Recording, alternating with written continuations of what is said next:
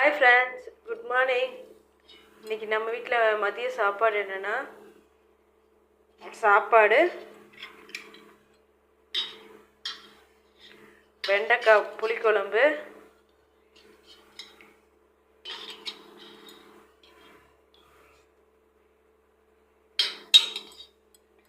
ரசம், தயிர் புற போட்டிருக்கு. இதுதான் நம்ம வீட்டில் இன்றைக்கி மதிய சாப்பாடு.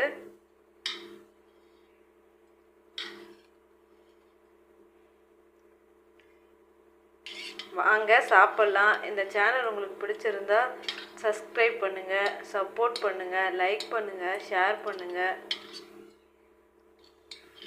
கமெண்ட்ஸ் பண்ணுங்கள். நம்ம வீட்டில் இதுதான் மதிய சாப்பாடு இன்னைக்கு.